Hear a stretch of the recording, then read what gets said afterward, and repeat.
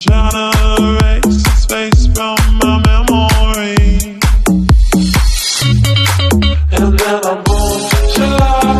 He's walking up and took me boom, July.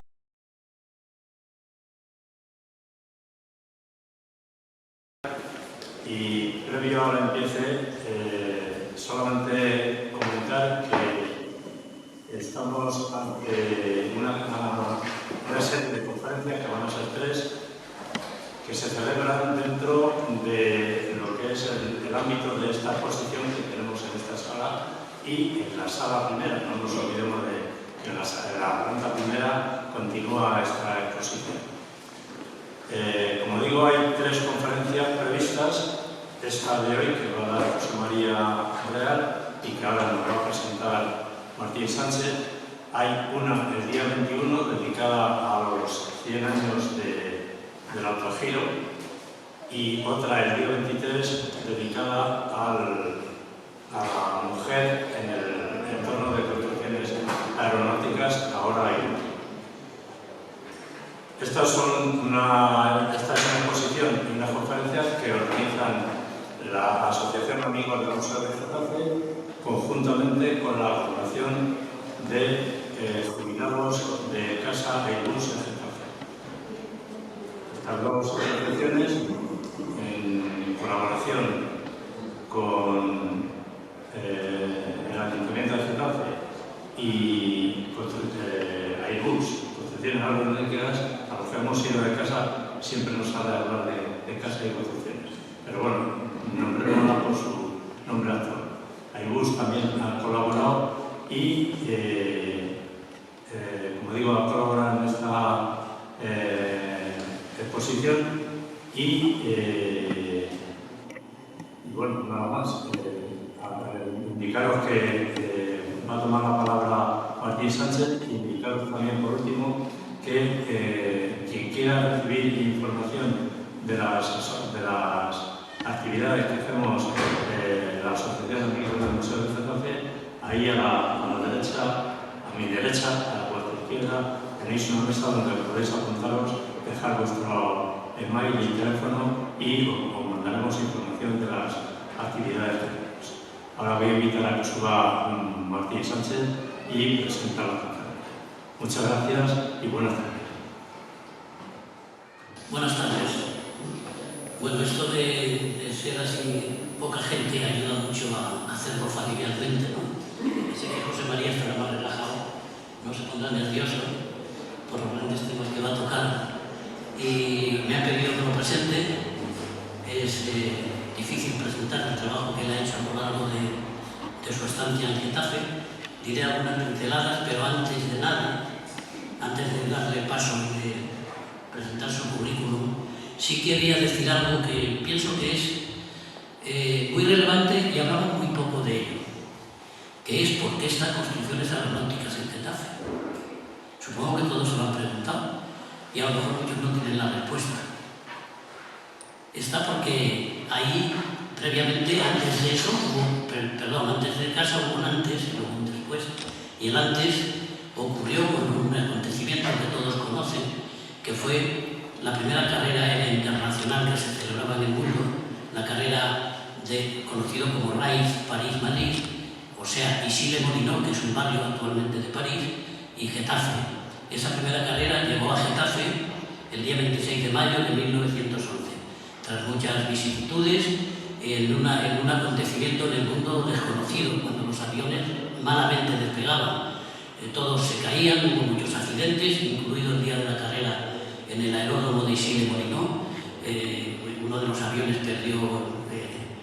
se estrelló contra la tribuna mató al ministro de la guerra y el primer ministro lo dejó herido, un caos. Habían despegado apenas 2 aviones. Cuento esto muy rápido porque tiene que ver con recordar estos 4 datos importantes de la vida aeronáutica y el porqué de Getafe, de casa y de todo lo demás, de lo que es Getafe actualmente. Entonces aquel vuelo no se suspende, a pesar de que murió el ministro de la guerra en el accidente y mucha más gente.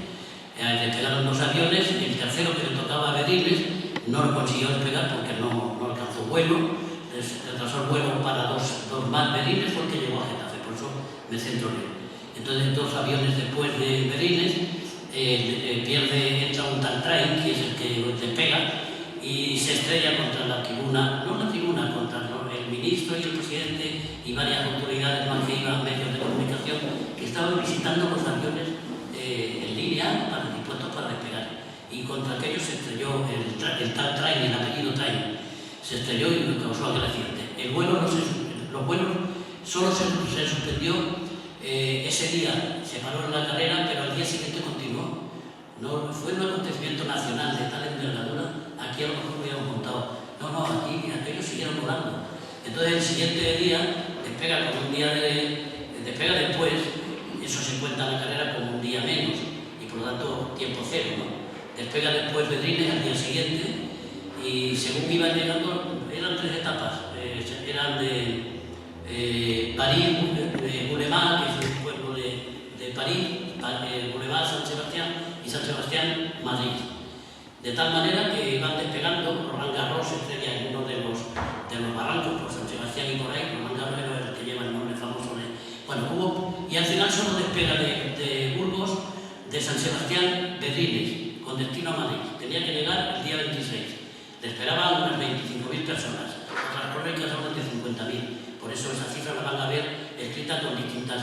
Las fuentes que yo tengo son unas 25.000 en Getafe y en París unas 50.000, quizás más, pero en torno a esas cifras.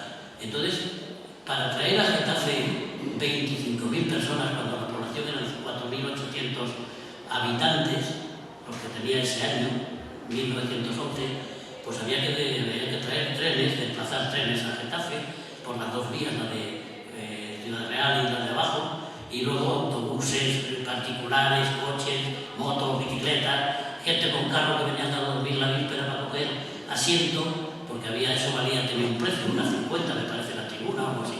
Conclusión, aquel piloto tuvo un accidente, se peleó, dicen en las revistas de la época, con un águila que se estrelló contra él y cayó en Burgos, en un pueblo que se llama Quintana Paya, que está a 20 kilómetros de Burgos. Bueno, tuvieron que hacer una herrería por allí por la noche, le hicieron una pieza, la soldaron. Al atardecer se fue a ver por dónde pasaba el puerto de Somosierra para llegar a Madrid, porque veía las montañas y no sabía cómo eran, había poca información, claro. Y entonces, conclusión, duerme en ese pueblo esa noche, a las 6 de la mañana salió de Burgos, de Quintana Playa, y llegó a Getafe a las 8 y algo, me parece. O sea, que eran unos tiempos récord en aquellos tiempos, volar, ya no había nadie con el alcalde, creo que el gobernador y las periodistas que había. La gente no vino, pero él se prometió el día siguiente, el sábado, esto era jueves, el sábado, hacer una demostración con el avión para que la gente, los que habían pagado, pudieran resarcirse un poco de ver volar un avión, que era lo que querían ir. Conclusión, aquello fue un momento histórico para Getafe, y puso a Getafe en el mapa, sin antes haber pasado muchas vicisitudes. Quien decide este emplazamiento fue Tindelán, después de recorrer todos los alrededores de Madrid y encontrar que este era el sitio de oro, no porque aterrizar fuera el mejor, podía haber en Madrid otros sitios de los alrededores, del norte de Madrid incluso, pero este tenía una ventaja sobre todo, que tenía medios para traer aquí 25.000 personas. Y eso pone en el mapa a Getafe. Viene esa carrera, me estoy enrollando demasiado, pero es que es interesante para que no olvidemos que esto, que lo reitero muchas veces en todos los sitios que puedo, lo tengamos presente, que el futuro de la aviación en Getafe vino a partir de ese momento. Se crea la primera escuela de aviación de carácter civil, que es la del capitán González Camón. Todos los pilotos en aquella época eran, el coronel me puede corroborar esto, eran de militares de infantería, ¿no? Sí, eran de tierra, vamos, que este era un capitán de caballería creo que era. Y se hacían pilotos, como podían, iban a París, se les daban el título y volaban. Ellos construían los aviones. Este hombre construyó con Bruno en París y con otro él se entró en la escuela. Se cayeron casi todos varias veces. Tuvo la suerte, duró muy poco tiempo. Se montó en 1913 y luego llegó la escuela civil ya que montó Fomento, el Ministerio de Fomento. Esa es la que da origen a la llegada de un aeródromo civil que se transforma en militar unos años después, en 1920. De ahí la celebración del centenario hace unos años, el día en 2020, de los 100 años de la base aérea de Getafe, de las cuales hay un libro que pronto estará, esperamos, en poder nuestro, podáis disfrutar y ver. Y bien, dicho esto, reitero, Getafe tiene una población, para ver que no nos desvirtuamos mucho, comienza el siglo 1900, el año 1900, el siglo XX lo empieza, con 4.444 habitantes. Esa cifra es fácil de retener. Por lo tanto, tenéis idea de cómo evolucionaba la población en esa época. 5.800 en 1911, 4.800 o por ahí, no llegaba a 5.000. Entonces, en esos entornos de población hablamos. Y aquí se desplazaron, pues, 5, 6, 7 veces más, ¿no?, de la población que tenía el pueblo. Menudo acontecimiento. Bueno, pues eso es lo que quería relatar como un hecho histórico que hace posible, al albor de la aviación, llega una fábrica que construye aviones, que es CASA, la que estamos homenajeando este mes, dentro de las actividades del museo. La Asociación de Amigos del Museo de Getafe ha organizado, en colaboración con la Asociación de Jubilados de IBUS, pues han hecho un trabajo importante y hoy hemos tenido la suerte de poder estar más en familia, pues también es una suerte, y de partir como queramos, sin nervios y sin problemas, con amigos, ¿no? Bien, pues dicho esto, teniendo en cuenta que esos acontecimientos van sucediendo favorablemente y se implanta construcciones aeronáuticas como un referente fundamental para la continuación de la aviación, a partir de ahí llega el Ejército del Aire, que todavía no era ejército, los que constituyen, cuando ya se crea el Ejército del Aire, llegan a Getafe, se transforma en aeródromo militar y a partir de ese momento la relación se va multiplicando. Ya no es que la tecnología avanza, las técnicas de vuelo, los aviones, y entonces nos encontramos con que construcciones aeronáuticas es muy grande, pero necesita la aviación crecer muy rápido y necesita empresas auxiliares que van viniendo al pueblo de una u otra manera, de lo que José María nos va a ilustrar a lo largo de su conferencia, que da mucho de sí para eso. Ahí termino lo que quería decir y voy a hablar del que está presente, que parece un traído, y yo voy a hablar de él ahora como se merece, porque es un gran amigo, colaborador. Lo corto, yo digo lo importante. Él ha trabajado mucho en la historia del municipio, en cosas importantes, y colabora con muchas instituciones. José María es natural de Malpartida de Cáceres, nació en 1950 y reside en Getafe desde 1965. Ha desarrollado toda su tarea, su vida laboral, en el grupo Ericsson España, primero como compañía española Ericsson, más tarde como Intensa y finalmente como Ericsson España.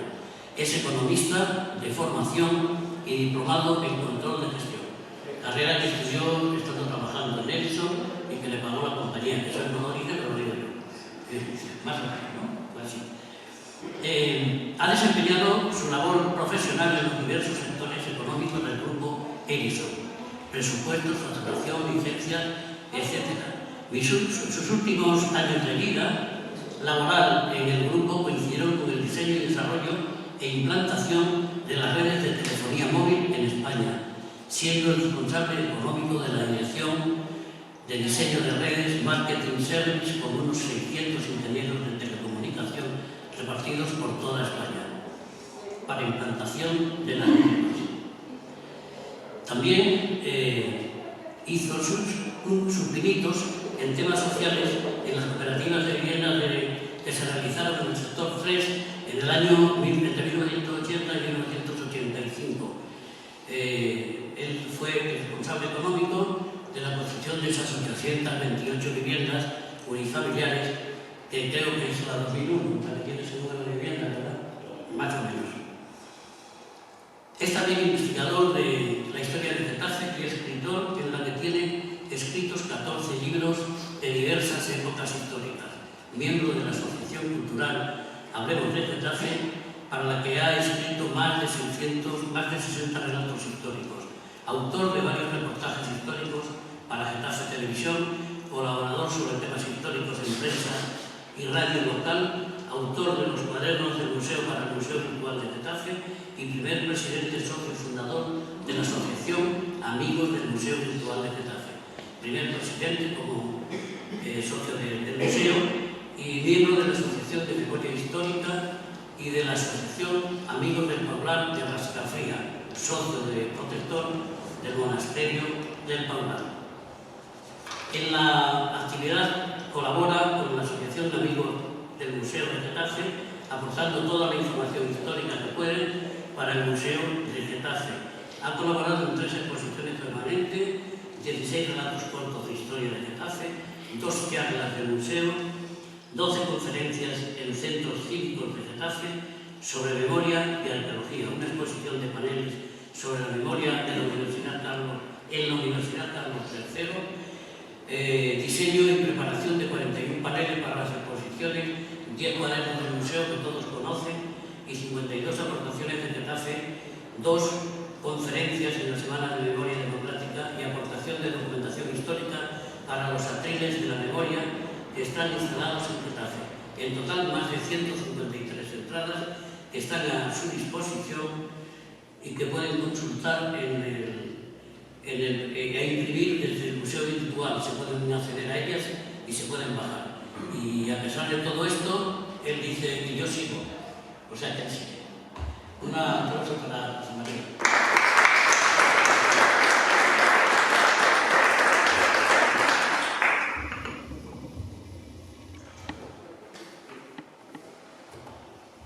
Buenas tardes, muchas gracias a todos y a todas por vuestra asistencia. Gracias a Martín por su colaboración y su presentación.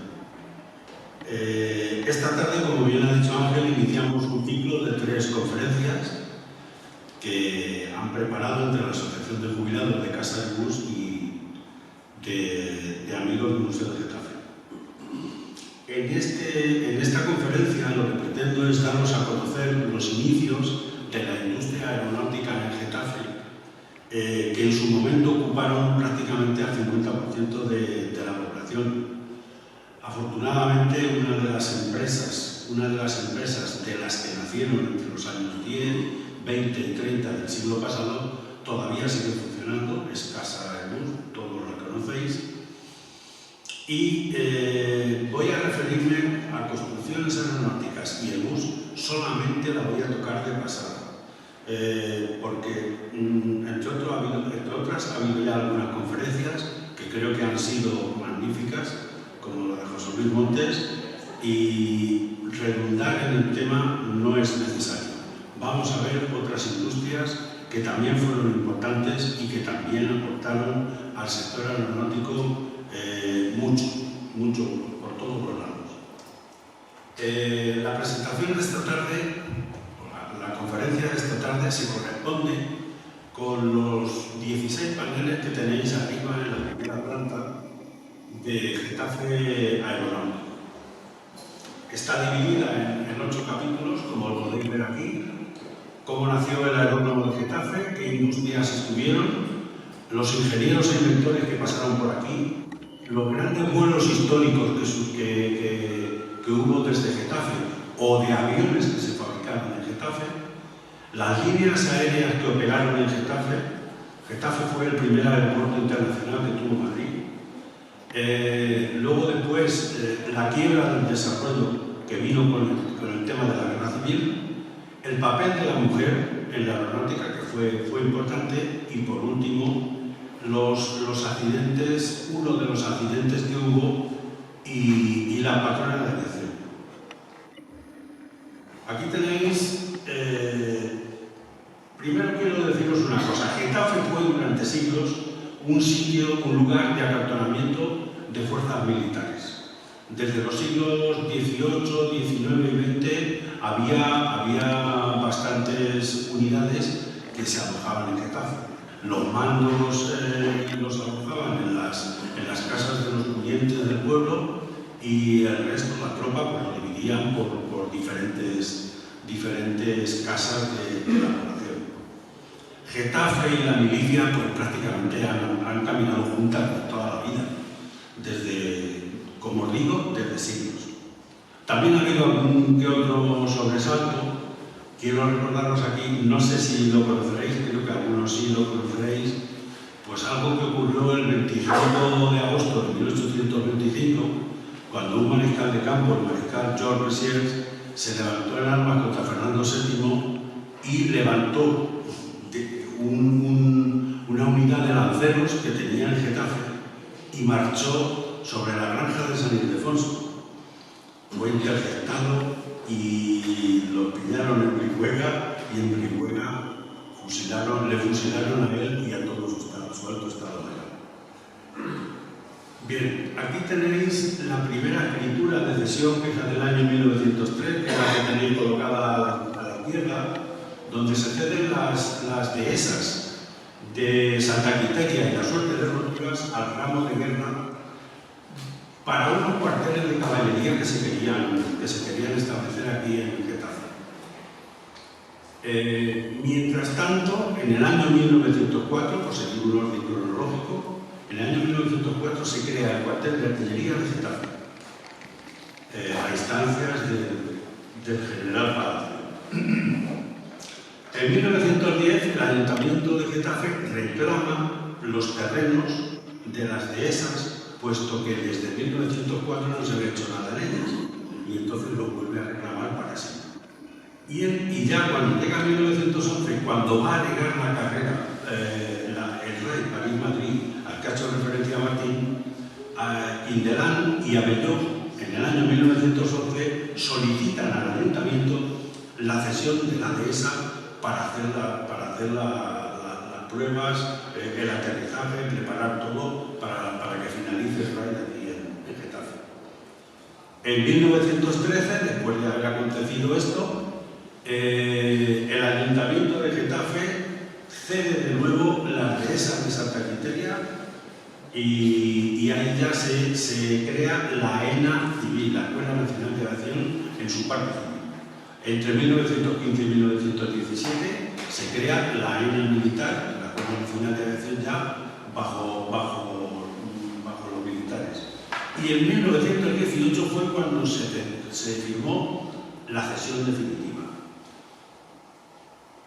En 1920, mediante el decreto de creación de bases aéreas, se crea la base aérea de Getafe y hasta los años 40 del pasado siglo, entre el 40 y el 45, no se crearían los acuartelamientos de antiaéreos, transmisiones de automovilismo que hoy conocemos como ACAG.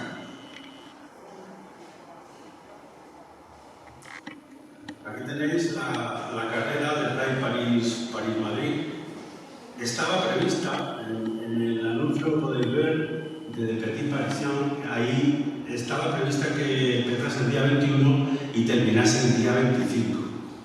Empezó el día 21 y es verdad que, como os ha dicho Martín también, tuvo mala suerte, empezó con mal pie, el ministro de la Guerra de Francia falleció, otros ministros tuvieron que ser hospitalizados y bueno,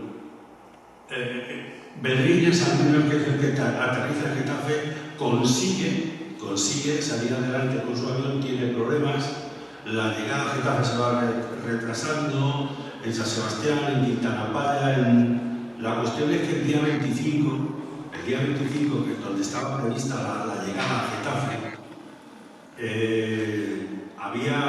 estaba Getafe lleno de gente, estaba la base aérea entre 25 y 30.000 personas más o menos que habían venido en 16 trenes, había habido 16 trenes especiales, automóviles, autobuses, había venido de todo y al final pues llega la tarde y se tienen que marchar porque Bedrines no viene. Bedrines aparece el día 26 por la mañana y entonces ya hasta la familia real se había marchado porque los reyes vinieron, estuvieron en la tribuna pero se tuvieron que marchar.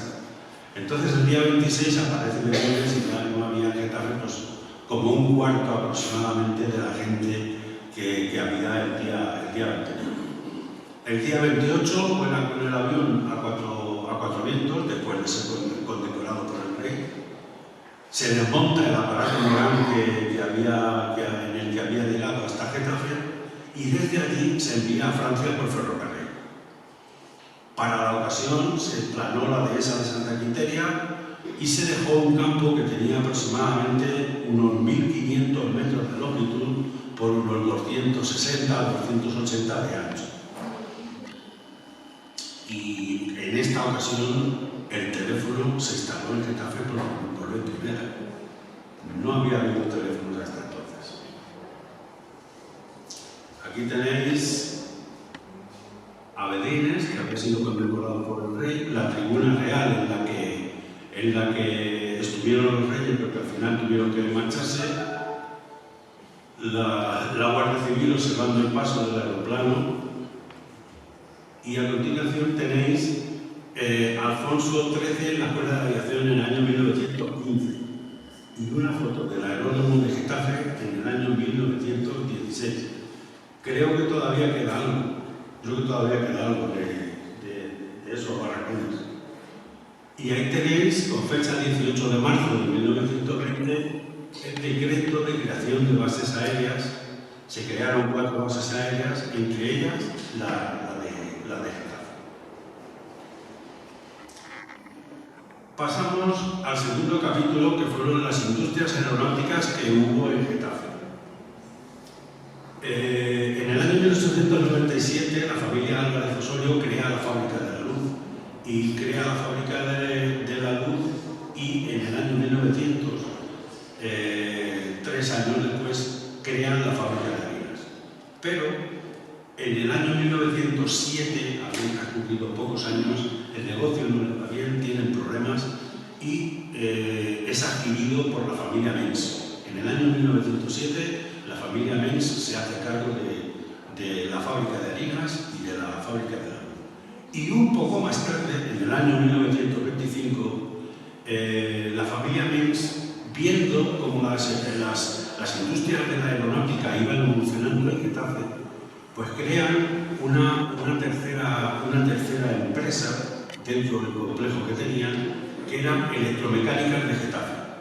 Electromecánicas de Getafe se dedicó principalmente a hacer hélices para los aviones, pero subcontratados con casa también hicieron algún que otro avión blanco, como el que podéis ver en la foto. Eran unos aviones pequeños que se cogían con una sirga a la parte trasera de un breguet, y no sé cómo volaban, no tengo ni idea de esos temas, pero los ataban con una sirga bastante larga, y se entrenaban con ellos los pilotos para hacer tiros sobre estos pequeños aviones.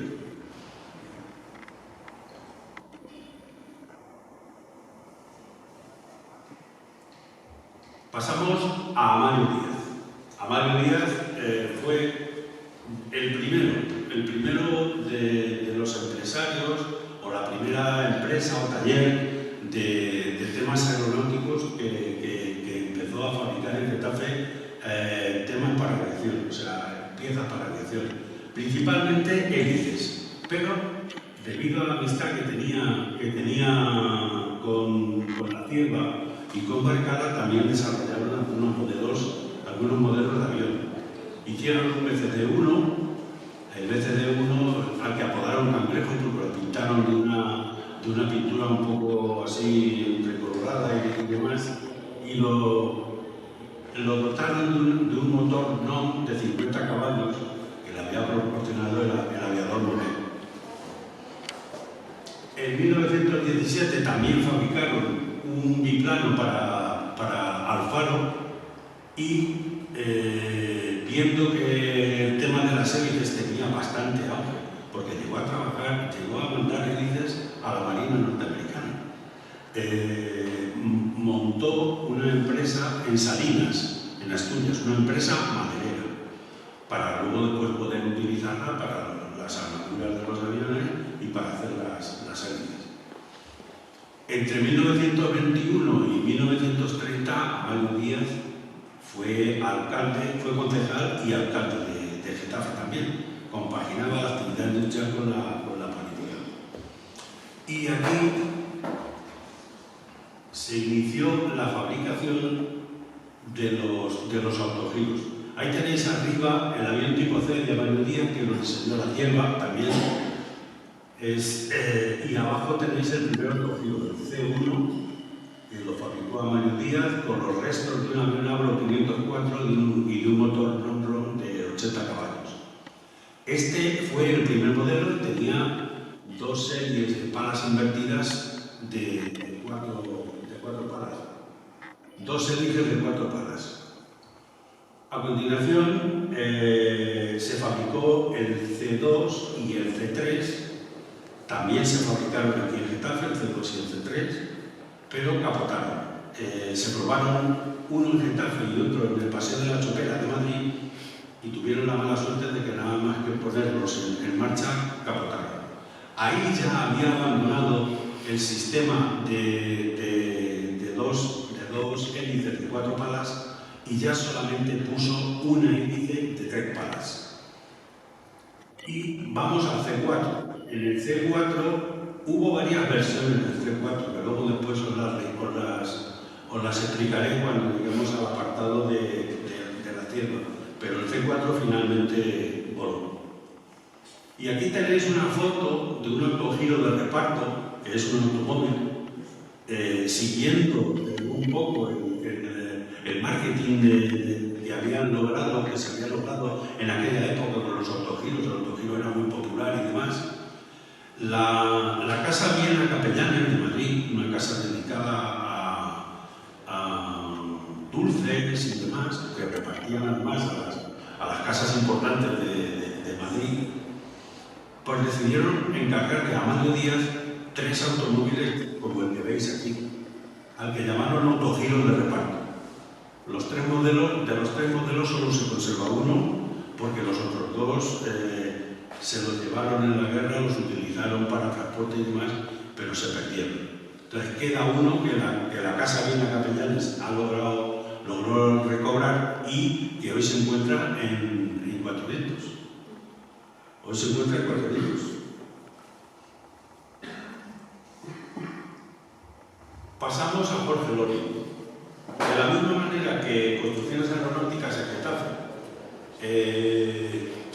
se estableció con el tema de fabricación de aviones, principalmente Breguet, para el Ministerio de la Guerra, Jorge Lori en Carabanchel fue la competencia de Construcciones Aeronáuticas de Getafe.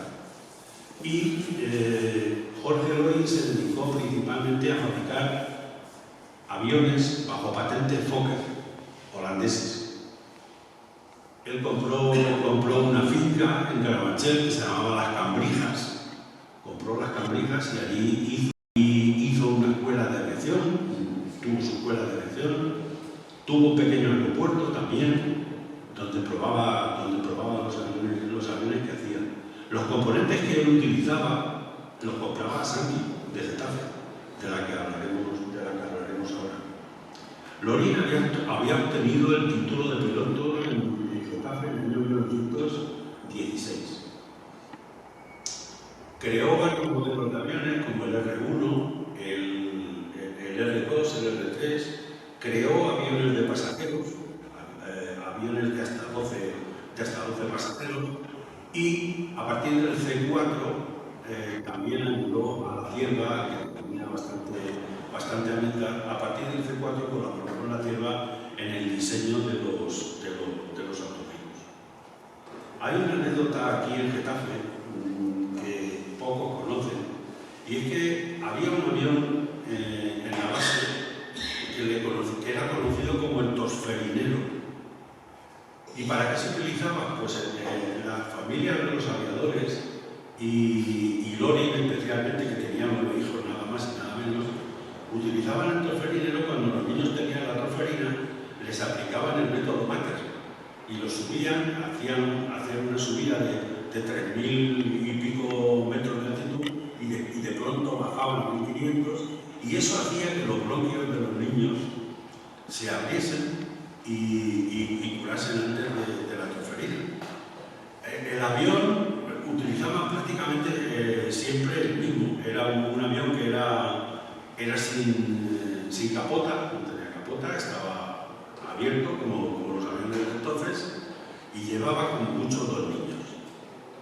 Y acabaron llamándole tosferinero al avión.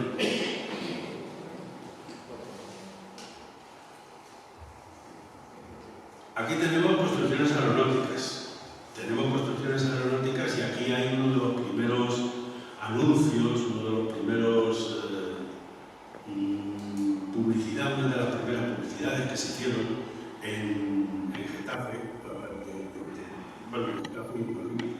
de construcciones aeronáuticas cuando todavía no tenía ni anagrama siquiera.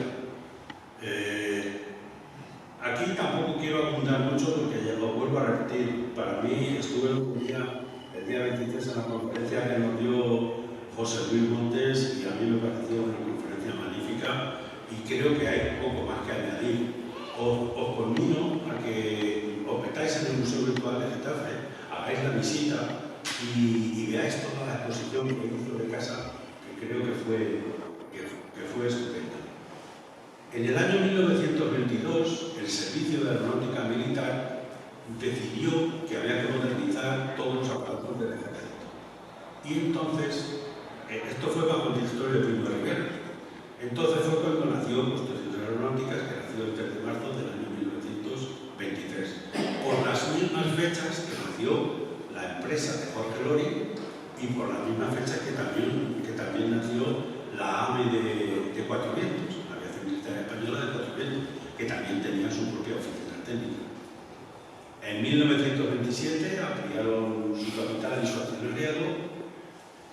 Como todos sabéis, en el año 1936, entre septiembre y noviembre, se trasladaron todas las empresas de Getafe que tenían algo que ver con el sector aeronáutico, se trasladaron a una parte a Alicante y otra parte a Cataluña.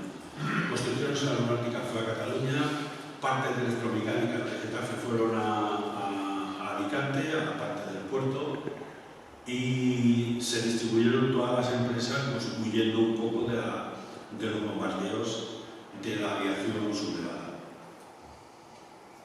En 1940 se reinstaló en Getafe de nuevo y ahí amplió su capital hasta los 14 millones de pesetas, pero ahí el accionariado ya empezó a ser prácticamente de la banca. Fue mayoritariamente la banca la que pasó a tener construcciones aeronáuticas. Aquí tenéis las naves de fabricación. Una de las exposiciones en la foto de la parte derecha, eran muy aficionadas todas las empresas de Getafe a hacer exposiciones internacionales y eran muy aficionadas a llevar todos sus componentes, todos los productos que fabricaban al Palacio de Cristal, en el Retiro de Madrid. Allí se han celebrado infinidad de exposiciones de empresas aeronáuticas de Getafe. Allí han estado los aviones que desarrollaron muchísimos inventores, los autogiros de la Tierra, han estado prácticamente, además de que también había exposiciones internacionales a las que también iban. Había habido exposiciones internacionales en Alemania, en Francia, y iban también las empresas de Getafe. Hay fotos, hay numerosas fotos de esas exposiciones en las que participaron empresas de Getafe. Pasamos a la empresa de la familia Sánchez Quiñones. Los Sánchez Quiñones eran accionistas de casa, además de montar la industria que montaron en Getafe, que por cierto la montaron en el año 1926, eran accionistas de casa. Sanqui, que era la abreviatura de Sánchez Quiñones Sociedad Anónima, pues fabricaban todo tipo de componentes, barnices y pinturas para entelados también. Tenían aproximadamente unas 29 patentes diferentes, en su mayoría productos franceses, alemanes e ingleses que fabricaban allí. Aquí, a mi derecha y a vuestra izquierda, tenéis una magneto que se utilizaba para arranque de los aviones, que nos ha cedido Antonio Sánchez Quiñones, uno de los herederos de la familia. Utilizaron por primera vez un metal más ligero que el hierro y que el aluminio, que era el silmín. También ayudaron a otros inventores a desarrollar sus proyectos. Esto lo podéis ver aquí. Ahí tenéis una foto muy mala que la conseguí de un periódico, pero que creo que es un documento gráfico único, y es que fue el primer coche anfibio español que se hizo en España, que se hizo aquí. se hizo en Getafe. Concretamente fue un invento de Acedo, que también era aviador, y lo desarrollaron en la familia Sánchez Quiñones, en Sanqui Sociedad Anónima. Lo probaron en el estanque de la Casa de Campo, anduvieron por allí con él y tal, y tenían intención de ir desde Madrid hasta Palma de Mallorca. Nunca he sabido si lograron el objetivo o no lo lograron, pero bueno, ahí está y ahí queda el documento gráfico. A continuación pasamos a la cierva. La cierva ha sido y es uno de los grandes inventores españoles más internacionales. La cierva, con 16 años, estuvo presente en el aterrizaje de Berlines en Getafe. Estuvo como espectador. Fue el que desarrolló el aeroplano, un biplano, el BCD-1, el Cangrejo, que os he dicho antes, y en el año 1918 diseñó este trimotor que ves ahí, con Marcelo Cefrés, que fue el primero que se hizo de este tamaño en Europa. Y ya en 1920 inició el proyecto del autogiro, con lo que os estaba explicando antes. El C1 se prueba en Getafe en 1920, pero no vuela. Abandona los juegos de 4 palas y se pone solo en 3. El C2 y el 3 y el C3 también capotan, no llegan a volar. El C4, en su primera versión, voló 185 metros de longitud y a 4 de altura, pero no fue homologado, ese vuelo no se homologó nunca. Luego el C4, pero en su versión número 2, voló en 4 vientos, voló durante aproximadamente unos 4.000 metros a 25 de altura, pero tampoco se homologó. El que se homologó fue el tercer vuelo del C4, que ya vino a Getafe el 17 de enero de 1923. Vino de 4 vientos a Getafe y hizo unos 12 kilómetros, la distancia que hay entre 4 vientos y Getafe, y a unos 250-260 metros de altitud. Ese sí fue homologado por la Oficina Internacional y es el que consta en todos los sitios como vuelo homologado del autogiro. Después estos mismos autogiros pues, lo fabricaron Jorge Loring, fabricó, como os he dicho, Casa también hizo algunos modelos a partir del C-19, la cierva en Inglaterra, la cierva de Alemania y la cierva de Estados Unidos. Por cierto, hay una anécdota que no conoce mucha gente, y es que en Estados Unidos, cuando la Segunda Guerra Mundial, las fábricas norteamericanas empezaron a utilizar patentes de la cierva, pues a diestros y diestros, sin pedir permiso a nadie y sin hacer absolutamente nada. Una vez terminada la contienda, la compañía de autogiros de la cierva de allí de Cleveland, en Estados Unidos, pues entabló un contencioso con el gobierno americano y les dijo que esas patentes tenían que pagarse. Y evidentemente por los tribunales americanos fallaron a favor y tuvieron que indemnizar a la compañía La Cierva de Estados Unidos con 39 millones de dólares por las patentes que habían utilizado sin permiso.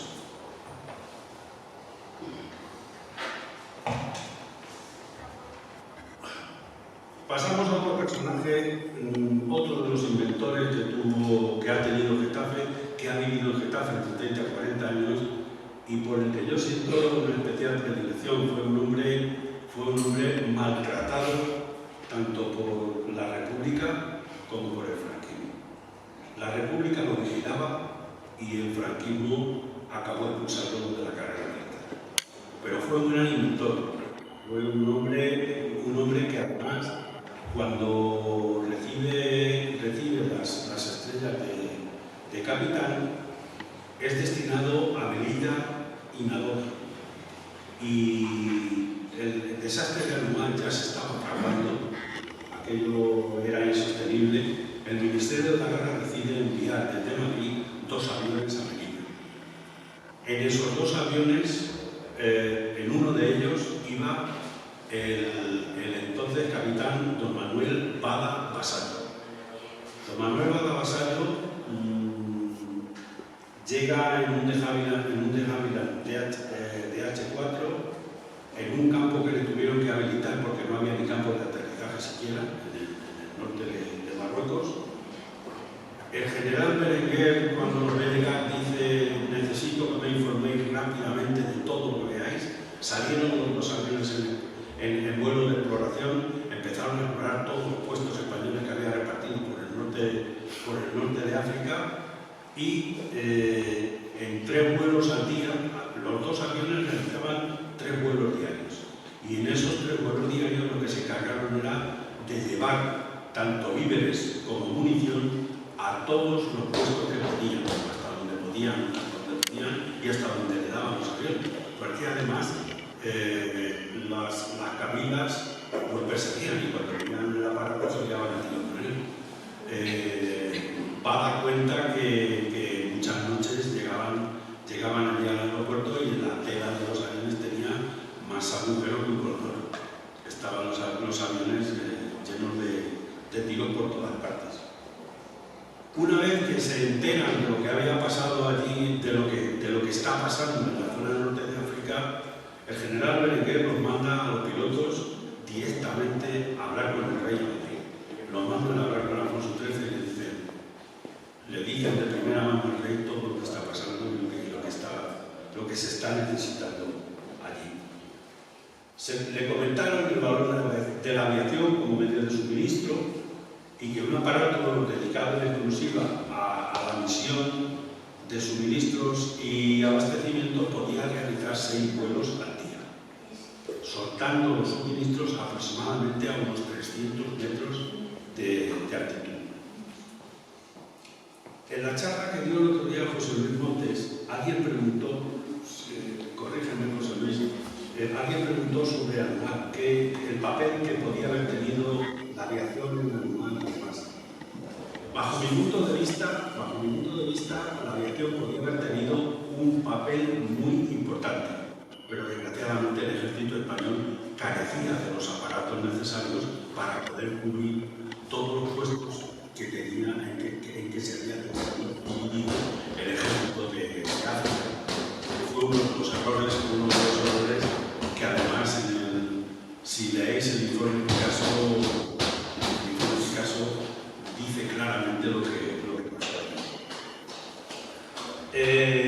En 1924, una vez que vuelve a su puesto, en 1924 es destinado a París para obtener el título de ingeniero aeronáutico. En 1925 diseña un aparato AME totalmente diseñado por él, que se parecía muchísimo a un Breguet, ahí lo tenéis, que luego en una de las exposiciones del Retiro, en el Palacio de Cristal del Retiro, estuvo expuesto. Después de este, que era un aparato de reconocimiento, diseñó otro como aparato de caza, que era el AME modelo E9, y al final acabó al mando de la Oficina Técnica de 4 miembros. Hizo varios cursos de formación, de actualización de sus conocimientos por Alemania, Francia, Inglaterra e Irlanda. Y entre 1927 y 1929 la empresa Sankey le tienta para que sea su director técnico y pide la excedencia en el ejército durante 2 años. Ya era comandante, pide la excedencia en el ejército durante 2 años y ese director técnico pasa a ser el director técnico de Sankey. A la vuelta inventó un motor refrigerado por aire. Ganó un concurso de diseño estatal para un trimotor comercial. Y en 1930 es destinado de nuevo a 4 vientos. En 1937 es ascendido a teniente coronel y nombrado jefe de la OCA, la Oficina Central de Estudios Aeronáuticos de la República, con sede en Sabadell, y como jefe técnico de todos los SAF de la República. En aquellos días los Mosca caían al suelo como piedras. Por lo visto hubo una serie de aparatos que tuvieron unos accidentes importantes porque no sabían cómo, pero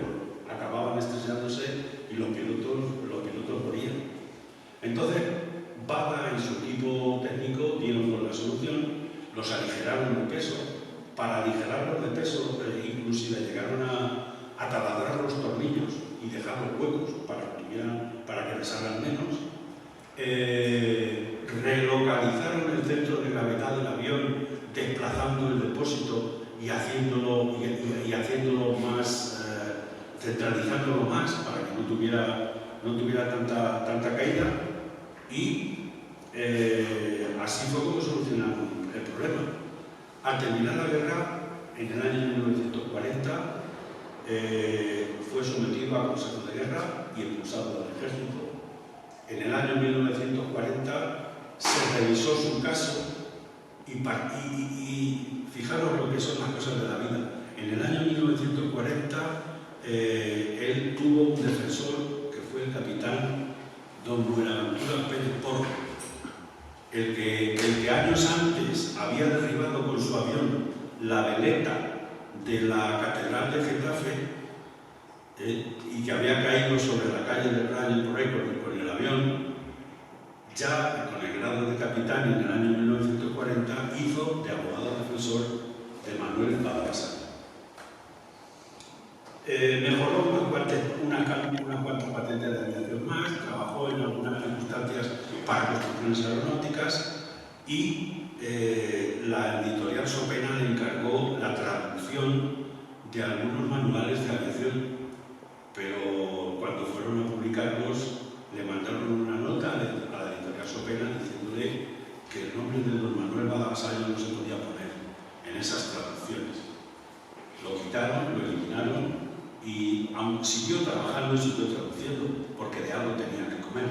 A él le habían reconocido en una segunda revisión la paga de comandante del ejército, pero mínima. Le habían dejado prácticamente sin modo de vida. En el año 1963, en Getafe, donde vivió durante casi 40 años, falleció y fue enterrado junto con su hijo Gustavo. Aquí tenéis el chalet al que él nombró con el nombre de su hijo, que había fallecido muy joven. La congoja que tenía Bada fue tal que al ayuntamiento de Getafe tuvo que venir.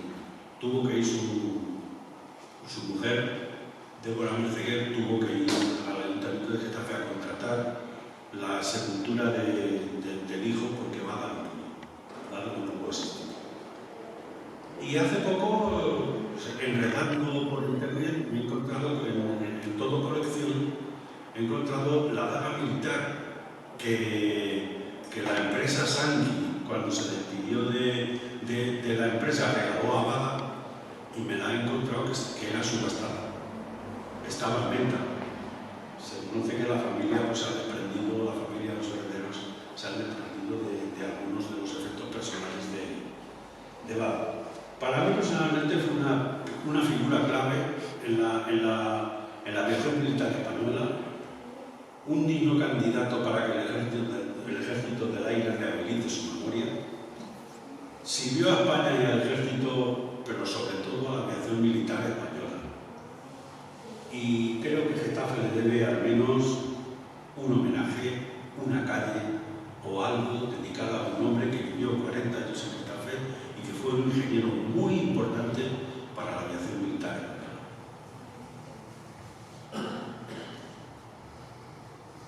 Pasamos a los grandes vuelos. Los grandes vuelos relacionados todos con Getafe. Aquí vamos a ver vuelos que se realizaron desde Getafe o aviones que fueron fabricados en Getafe. El primero de ellos es una peregrinación a Jerusalén que la hicieron 3 aviones Breguet fabricados en construcciones aeronáuticas que fueron recibidos en Jerusalén por peregrinos españoles y que la diócesis de Madrid-Alcalá en aquellos tiempos tuvo a bien subvencionar con 40.000 pesetas de la época, por aquello de que era una peregrinación a Tierra Santa. A continuación, abajo tenéis el recorrido del Jesús del Gran Poder, el montaje del avión Superbidón cuando se hizo en construcciones aeronáuticas y todo el recorrido que hizo el Jesús del Gran Poder que fue de Madrid hasta Casamari, en Bahía. Invirtió 43 horas y 44 minutos y desde allí luego después voló hacia, ahí lo podéis ver, hacia Río, Montevideo, Buenos Aires, Santiago de Chile, Lima, Bogotá. Llegó hasta La Habana y estando en La Habana pidieron permiso a Madrid para poder continuar a Washington y Nueva York, pero no les concedieron la licencia para poder hacerlo. Entonces, en total recorrieron 22.000 kilómetros en 212 horas de vuelo. El avión en La Habana se desmontó, se subió a bordo del buque Almirante Cervera, del crucero Almirante Cervera. Desde allí se llevó hasta Cádiz, en Cádiz se volvió a montar, de Cádiz fue a Tablada. En Tablada tuvo un recibimiento importante con una formación de 125 aviones, nada más y nada menos, y desde Tablada salió para Getafe, donde se desbordaron todas las previsiones. El recibimiento del Jesús Bernardo de Getafe acumuló en su base aérea a unas 50.000 personas en su época, aproximadamente. Aquí tenéis una foto del Cuatro Vientos, los pilotos, Jiménez e Iglesias, y un sello conmemorativo de aquel vuelo. Continuamos con el vuelo Madrid-Bata. Fue el primero que se hizo por el continente africano de esta longitud. El vuelo Madrid-Bata recorrió 4.500 kilómetros, llegaron a Bata, lo hicieron desde Tablada, aunque había sido fabricado en Getafe, la salida fue desde Tablada, desde Sevilla. Habían recorrido unos 4.500 kilómetros aproximadamente y a la vuelta que pretendían iniciar por la costa africana tuvieron una tormenta de arena. Con la tormenta de arena tuvieron que realizar un aterrizaje forzoso y tuvieron la mala suerte de que el ala derecha del avión se partió. Entonces se portaron muy bien con ellos, los indígenas y sobre todo la gendarmería francesa que estaba allí, los ayudaron mucho, desmontaron el avión y lo transportaron hasta Cádiz. Lo transportaron hasta Cádiz. Esto fue aproximadamente a unos 300 kilómetros de vuelo. Así que la vuelta quedó frustrada porque pretendían recorrer 7.000 kilómetros de vuelta, pero con todo y con eso fue un hito en su época. Aquí tenéis los dos vuelos de Madrid-Manila. El recorrido de Madrid a Manila es aproximadamente de unos 15.000 kilómetros, entre 15 y 16.000 kilómetros. El primer vuelo se realizó con una avioneta Loring, es la que veis aquí en la foto de abajo, en la foto blanco y negro de abajo, fabricada por Industrias Loring de Carabanchel, y el que lo pilotó fue su primo, fue Fernando Rey Loring, el que pilotó. Tuvo problemas porque al llegar a Taiwán no le daban permiso para aterrizar. Taiwán entonces, tengo que decirlo, era propiedad japonesa. Era de propiedad japonesa. Entonces no quedó muy satisfecho con ese vuelo y emprendió una segunda aventura, un segundo vuelo Madrid-Manila, pero ese ya lo hizo con otra avioneta, una Converswing que compraron en Liverpool. Por cierto, a la primera avioneta la llamaron La Pepa y a la segunda avioneta la llamaron Ciudad de Manila. Aquí tenéis, a continuación veremos la hazaña del Cuatro Vientos. La hazaña del Cuatro Vientos, que desgraciadamente está en la leyenda de la aviación española. Fueron muchos los logros que se consiguieron. El vuelo se realizó con un Breguet 19 Super Bidón modificado que se fabricó en Getafe, que tuvo como director del proyecto a José Ortiz de Sagua y que modificaron un depósito para que tuviese una capacidad de 5.300 litros de combustible y y 220 de aceite. Se le dotó con un dispositivo para, si caía al mar, ese superbidón hiciese de flotador, de tal manera que vaciase el combustible y quedase como flotador para que se pudiera salvar. Voló de Getafe a Tablada, el punto de partida era Tablada. En Tablada se le cambiaron las ruedas y la hélice, y los pilotos fueron el capitán Barberán y el teniente Collar. Llegaron a Tablada, salieron de Tablada, sobrevolaron Madeira, y el día 11 aterrizaron en Camagüey tras 7.600 kilómetros de recorrido que realizaron en 39 horas y 55 minutos. Habían batido el récord de vuelo sobre el mar. Antes nadie lo había realizado.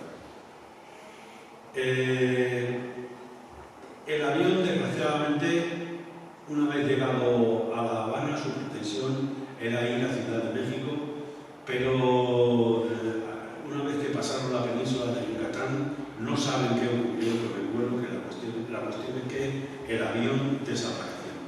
El avión desapareció, nunca ha sido encontrado. Hay mucha controversia acerca de aventuras que pudieron pasar, que si los mataron bandidos, que si los mataron indígenas, que habían encontrado trozos del avión, que tal. Bueno, la cuestión es que lo cierto es que hoy día, 75 años después, hay un informe de la CITA, que es la Comisión de Investigación Técnica de Accidentes de Aviones Militares del Ministerio de Defensa, que ha determinado, presentó sus conclusiones el 20 de junio del año 2008 sobre el accidente, diciendo que el único dato fiable que se podía aportar era la caída al mar del aparato. Y que el único elemento recobrado y que pertenecía a ese aparato fue una cámara Pirelli que llevaban como flotadores, pintadas de rojo, que llevaban como flotadores, y que fue hallada en la playa entre Ciudad y hizo una escuela de aviación, tuvo su escuela de aviación, tuvo un pequeño aeropuerto también, donde probaba los aviones que hacían. Los componentes que él utilizaba los compraba Santi, de Getafe, de la que hablaremos ahora. Lorin había obtenido el título de piloto en Getafe en el año 1916. Creó varios modelos de aviones como el R1, el R2, el R3. Creó aviones de pasajeros, aviones de hasta 12 pasajeros, y a partir del C4 también ayudó a la Cierva, que tenía bastante amistad. A partir del C4 colaboró con la Cierva en el diseño de los autobuses. Hay una anécdota aquí en Getafe que pocos conocen, y es que había un avión en la base que era conocido como el tosferinero. ¿Y para qué se utilizaba? Pues las familias de los aviadores y Lorin especialmente, que tenía 9 hijos nada más y nada menos, utilizaban el tosferinero cuando los niños tenían la tosferina, les aplicaban el método Macker y los subían, hacían una subida de 3.000 y pico metros de altitud y de pronto bajaban a 1.500, y eso hacía que los bronquios de los niños se abriesen y curasen antes de la tosferina. El avión utilizaba prácticamente siempre el mismo. Era un avión que era sin capota, no tenía capota, estaba abierto como los aviones de entonces, y llevaba como mucho 2 niños. Y acabaron llamándole tosferinero al avión.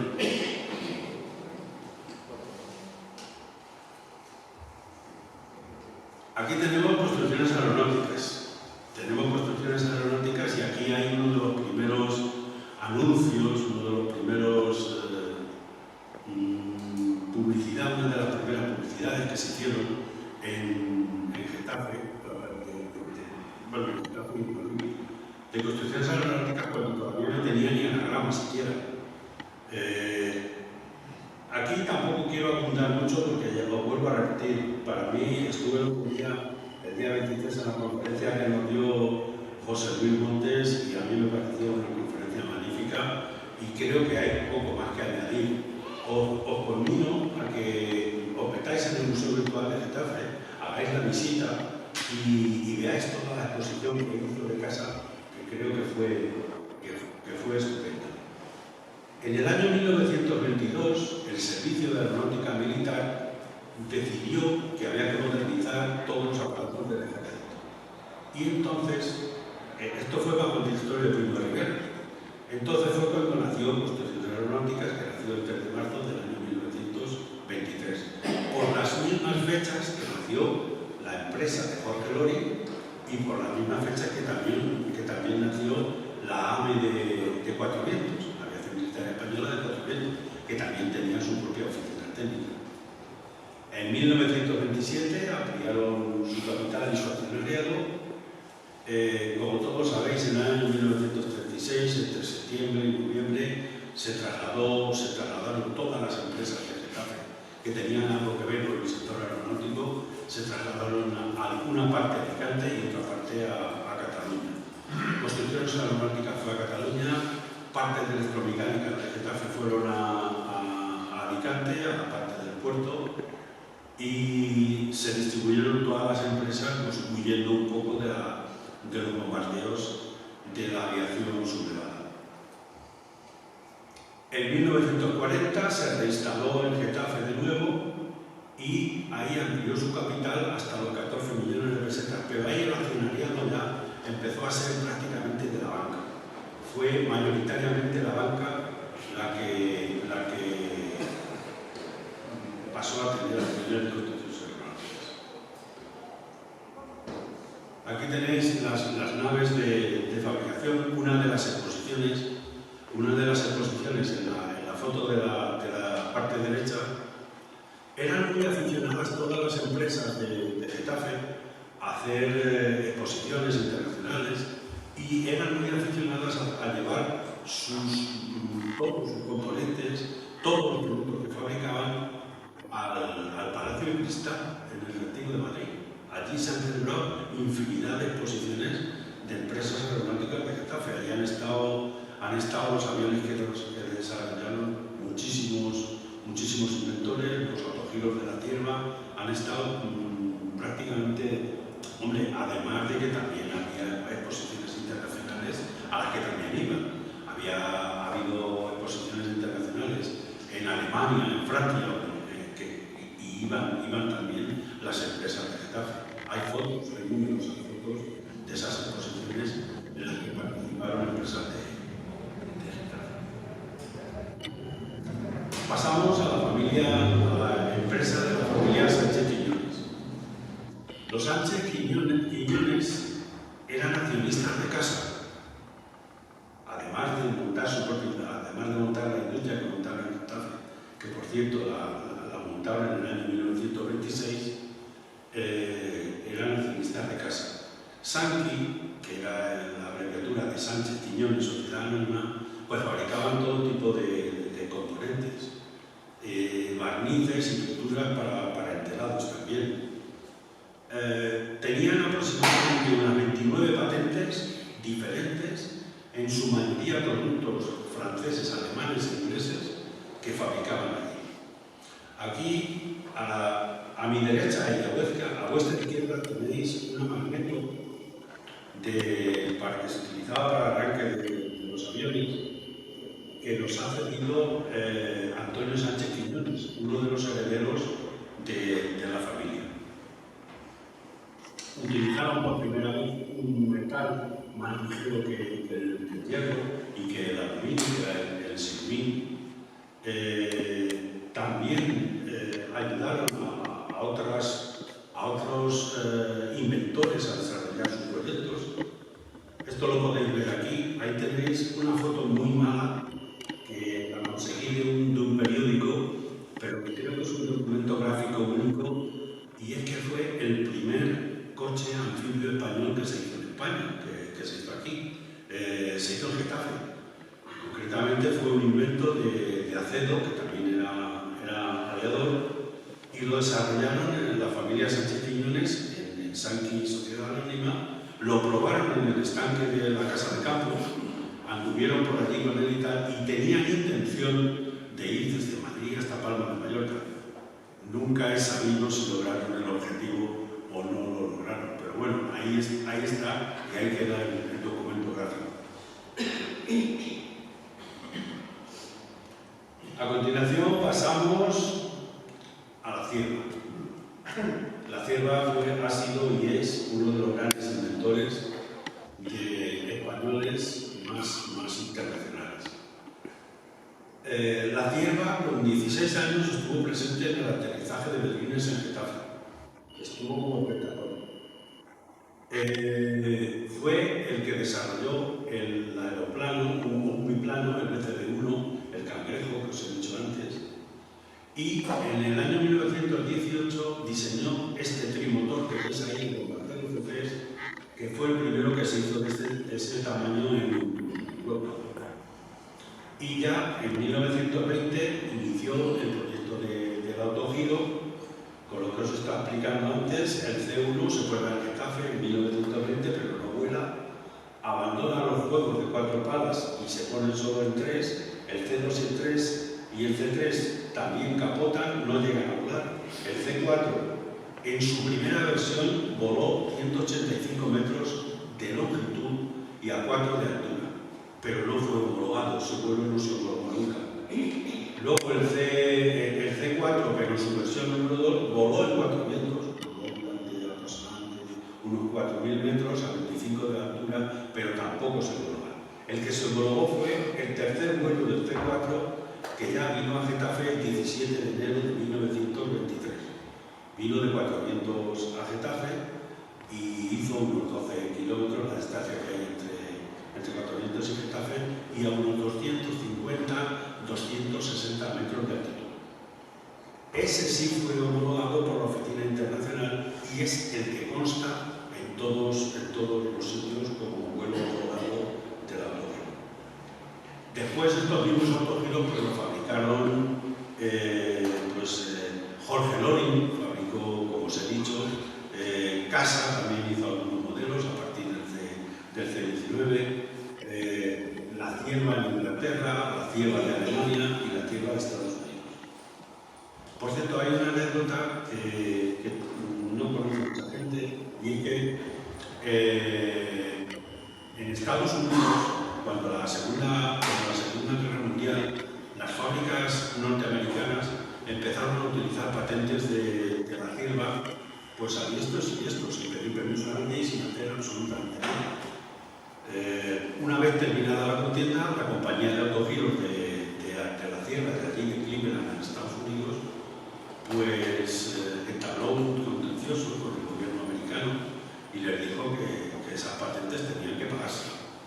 Y evidentemente pues, los tribunales americanos fallaron a favor y tuvieron que indemnizar a la compañía La Cierva de Estados Unidos con 39 millones de dólares por las patentes que habían utilizado sin permiso.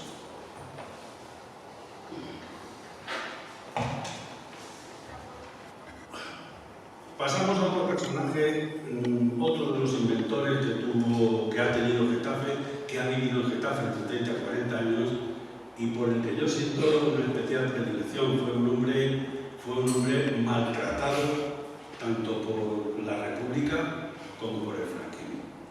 La República lo vigilaba y el franquismo acabó expulsándolo de la carrera militar. Pero fue un gran inventor, fue un hombre que además, cuando recibe las estrellas de capitán, es destinado a Melilla y Nador. Y el desastre de Alumar ya se estaba acabando, aquello era insostenible. El Ministerio de la Guerra decide enviar desde Madrid 2 aviones a Melilla. En esos 2 aviones, en uno de ellos iba el entonces capitán don Manuel Bada Basallo. Don Manuel Bada Basallo llega en un de Havilland DH4 en un campo que le tuvieron que habilitar porque no había ni campo de aterrizaje siquiera en el norte de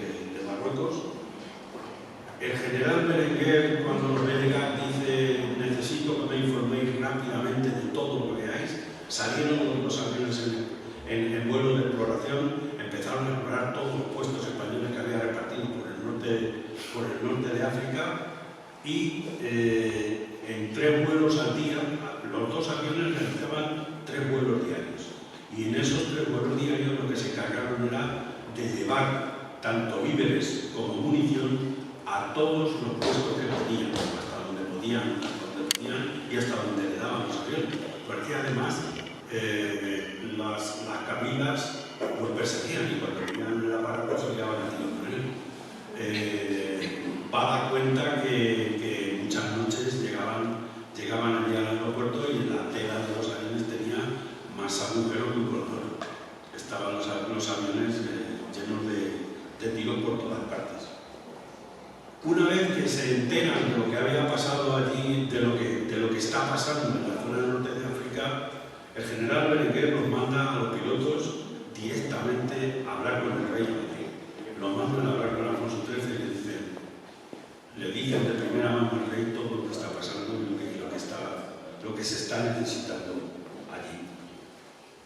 Le comentaron el valor de la aviación como medio de suministro y que un aparato dedicado en exclusiva a la misión de suministros y abastecimiento podía realizar 6 vuelos al día, soltando los suministros aproximadamente a unos 300 metros de altitud.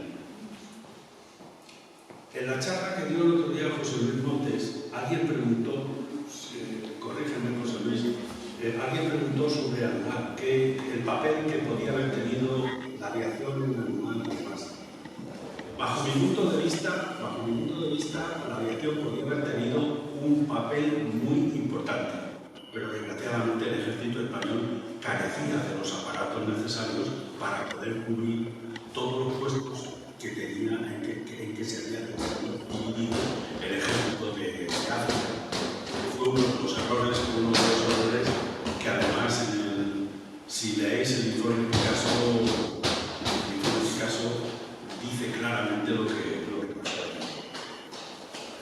En 1924, una vez que vuelve a su puesto, en 1924 es destinado a París para obtener el título de ingeniero aeronáutico. En 1925 diseña un aparato AME totalmente diseñado por él, que se parecía muchísimo a un Breguet, ahí lo tenéis, que luego en una de las exposiciones del Retiro, en el Palacio de Cristal del Retiro, estuvo expuesto. Después de que era un aparato de reconocimiento, diseñó otro como aparato de caza, que era el AME modelo E9, y al final acabó al mando de la Oficina Técnica de Cuatro Vientos. Hizo varios cursos de formación, de actualización de sus conocimientos por Alemania, Francia, Inglaterra y Holanda. Y entre 1927 y 1929 la empresa Sankey le tienta para que sea su director técnico y pide la excedencia en el ejército durante 2 años. Ya era comandante, pide la excedencia en el ejército durante 2 años y ese director técnico pasa a ser el director técnico de Sankey. A la vuelta inventó un motor refrigerado por aire. Ganó un concurso de diseño estatal para un trimotor comercial. Y en 1930 es destinado de nuevo a Cuatro Vientos. En 1937 es ascendido a teniente coronel y nombrado jefe de la OCA, la Oficina Central de Estudios Aeronáuticos de la República, con sede en Sabadell, y como jefe técnico de todos los SAF de la República. En aquellos días los Mosca caían al suelo como piedras. Por lo visto hubo una serie de aparatos que tuvieron unos accidentes importantes porque no sabían cómo, pero acababan estrellándose y los pilotos morían. Entonces, Bada y su equipo técnico dieron con la solución, los aligeraron de peso. Para aligerarlos de peso, inclusive llegaron a para que pesaran menos.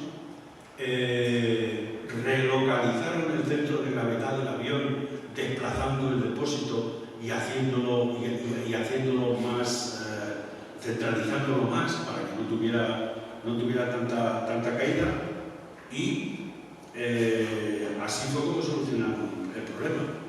Al terminar la guerra, en el año 1940, fue sometido a consejo de guerra y expulsado del ejército. En el año 1940 se revisó su caso y fijaros lo que son las cosas de la vida. En el año 1940 él tuvo un defensor que fue el capitán don Buenaventura Pérez Porro, el que años antes había derribado con su avión la veleta de la Catedral de Getafe, y que había caído sobre la calle del Rayo por ahí con el avión, ya con el grado de capitán en el año 1940 hizo de abogado defensor de Manuel Badalazar. Mejoró unas cuantas patentes de aviación más, trabajó en algunas circunstancias para construcciones aeronáuticas y la editorial Sopena le encargó la traducción de algunos manuales de aviación, pero cuando fueron a publicarlos le mandaron una nota a la editorial Sopena diciéndole que el nombre de don Manuel Badalazar no se podía poner en esas traducciones. Lo quitaron, lo eliminaron y aún siguió trabajando y siguió traduciendo porque de algo tenía que comer. A él le habían reconocido en una segunda revisión la paga de comandante del ejército, pero mínima. Le habían dejado prácticamente sin modo de vida. En el año 1963, en Getafe, donde vivió durante casi 40 años, falleció y fue enterrado junto con su hijo Gustavo. Aquí tenéis el chalet al que él nombró con el nombre de su hijo, que había fallecido muy joven.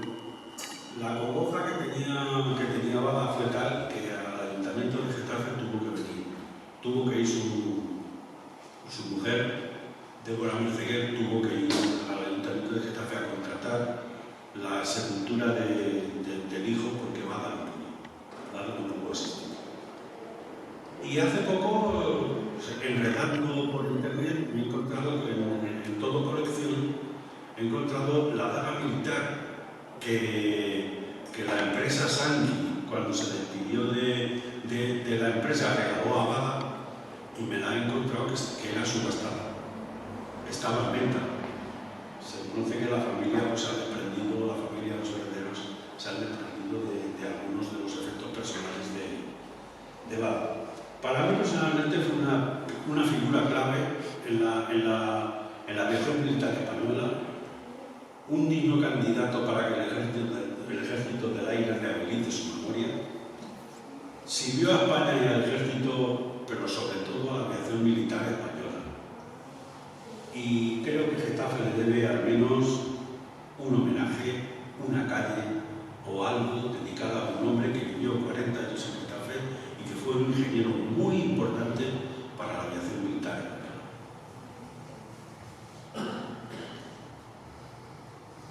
Pasamos a los grandes vuelos. Los grandes vuelos relacionados todos con Getafe. Aquí vamos a ver vuelos que se realizaron desde Getafe o aviones que fueron fabricados en Getafe. El primero de ellos es una peregrinación a Jerusalén que la hicieron 3 aviones Breguet fabricados en construcciones aeronáuticas que fueron recibidos en Jerusalén por peregrinos españoles y que la diócesis de Madrid-Alcalá en aquellos tiempos tuvo a bien subvencionar con 40.000 pesetas de la época, por aquello de que era una peregrinación a Tierra Santa. A continuación, abajo tenéis el recorrido del Jesús del Gran Poder, el montaje del avión Superbidón cuando se hizo en construcciones aeronáuticas y todo el recorrido que hizo el Jesús del Gran Poder, que fue de Madrid hasta Casamari en Bahía, y invirtió 43 horas y 44 minutos y desde allí luego después voló hacia, ahí lo podéis ver, hacia Río, Montevideo, Buenos Aires, Santiago de Chile, Lima, Bogotá. Llegó hasta La Habana y estando en La Habana pidieron permiso a Madrid para poder continuar a Washington y Nueva York, pero no les concedieron la licencia para poder hacerlo. Entonces, en total recorrieron 22.000 kilómetros en 212 horas de vuelo. El avión en La Habana se desmontó, se subió a bordo del buque Almirante Cervera, del crucero Almirante Cervera. Desde allí se llevó hasta Cádiz, en Cádiz se volvió a montar, de Cádiz fue a Tablada. En Tablada tuvo un recibimiento importante con una formación de 125 aviones, nada más y nada menos, y desde Tablada salió para Getafe, donde se recordaron todas las previsiones. El recibimiento del Jesús Bernabéu de Getafe acumuló en su base aérea a unas 50.000 personas en su época, aproximadamente. Aquí tenéis una foto de 4 vientos, los pilotos, Jiménez e Iglesias, y un sello conmemorativo de aquel vuelo. Continuamos con el vuelo Madrid-Bata. Fue el primero que se hizo por el continente africano de esta longitud. El vuelo Madrid-Bata recorrió 4.500 kilómetros, llegaron a Bata, lo hicieron desde Tablada, aunque había sido fabricado en Getafe, la salida fue desde Tablada, desde Sevilla. Habían recorrido unos 4.500 kilómetros aproximadamente y a la vuelta que pretendían iniciar por la costa africana tuvieron una tormenta de arena. Con la tormenta de arena tuvieron que realizar un aterrizaje forzoso y tuvieron la mala suerte de que el ala derecha del avión se partió. Entonces se portaron muy bien con ellos, los indígenas y sobre todo la gendarmería francesa que estaba allí, los ayudaron mucho, desmontaron el avión y lo transportaron hasta Cádiz. Lo transportaron hasta Cádiz. Esto fue aproximadamente unos 300 kilómetros de vuelo. Así que la vuelta quedó frustrada porque pretendían recorrer 7.000 kilómetros de vuelta, pero con todo y con eso fue un hito en su época.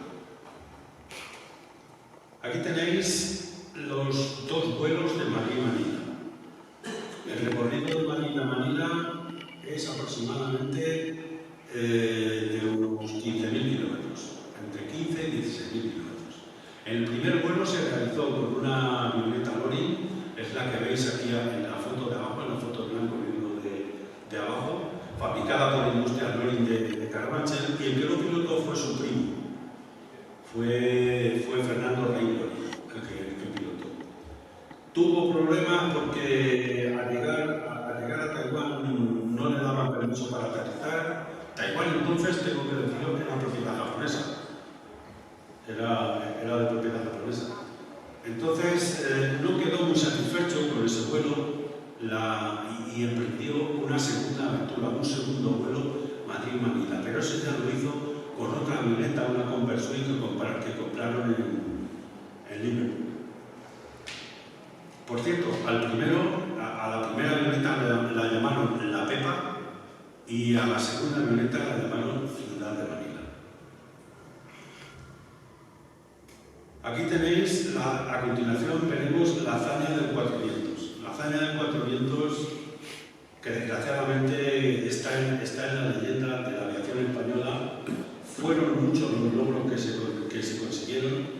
El vuelo se realizó con un Breguet 19 Super Bidón modificado que se fabricó en Getafe, que tuvo como director del proyecto a José Ortiz de Sagua y que modificaron un depósito para que tuviese una capacidad de 5.300 litros de combustible y 220 de aceite. Se le dotó con un dispositivo para, si caía al mar, ese superbidón hiciese de flotador, de tal manera que vaciase el combustible y quedase como flotador para que se pudiera salvar. Voló de Getafe a Tablada, el punto de partida era Tablada. En Tablada se le cambiaron las ruedas y la hélice, y los pilotos fueron el capitán Barberán y el teniente Collar.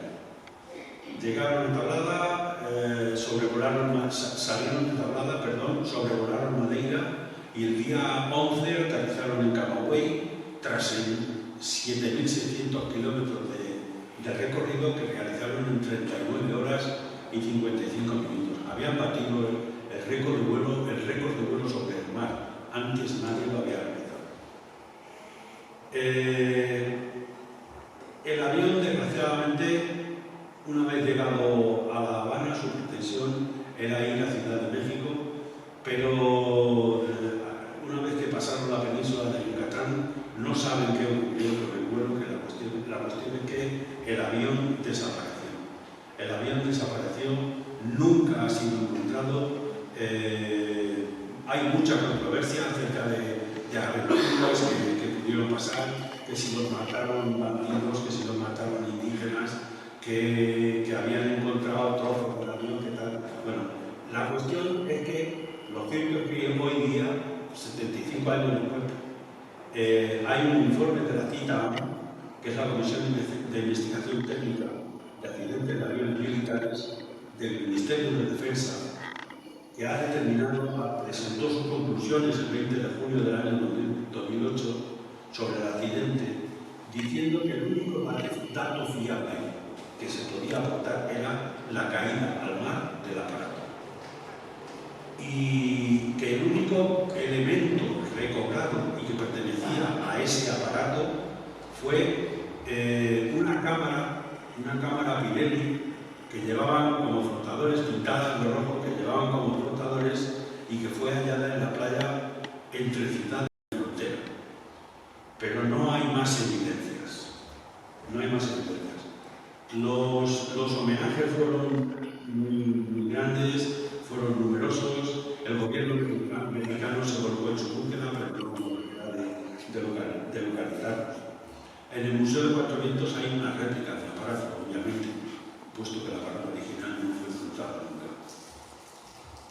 Terminamos los grandes vuelos y pasamos a las líneas aéreas que operaron en Getafe.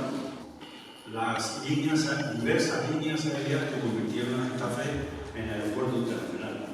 La UAE, que tenéis ahí arriba, tenía vuelos los lunes, miércoles y viernes, que salían hasta a Tablada, y que un billete costaba 120 pesetas.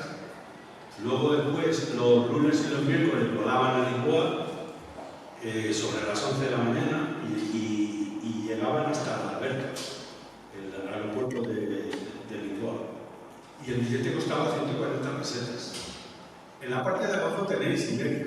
Iberia tenía previsto operar en Getafe, pero desgraciadamente o afortunadamente nunca llegó a hacerlo.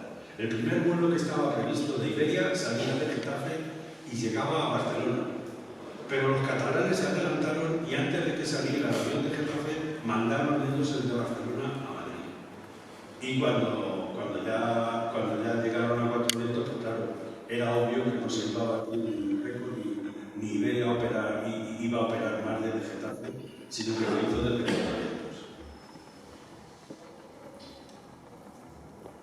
Otra compañía estas compañías todas se fueron sucediendo unas a otras por cambio de accionariado, por cambio de gobierno, por diversas competencias. La CLASA, que era la concesionaria de líneas aéreas subvencionadas Sociedad Anónima, realizaba vuelos, los primeros vuelos internacionales prácticamente, aunque la UAE ya hizo vuelos a Lisboa, pero la que más vuelos empezó a realizar fuera de España fue CLASA. Tenía vuelos de Madrid-Sevilla, de Getafe-Sevilla, Getafe-Barcelona, Getafe-Biarritz, Getafe-Burdeos, Getafe-París, y luego había enlaces desde París hasta Londres. Aquí tenéis la vista interior de un Hünkel G24 para que veáis las comunidades que llevaban en el interior. Llevaban butacas de mimbre. Butacas de mimbre pura y dura, no había otra cosa. La compañía tenía en aquel entonces varios buques C-24 en el que podía ir hasta 12 personas. Tenía algunos aviones Ford americanos en el que cabían hasta 14 y también tenía algún Fokker que otro con capacidad para 10 personas. Cuando llega la República, un poco que se me seca la boca.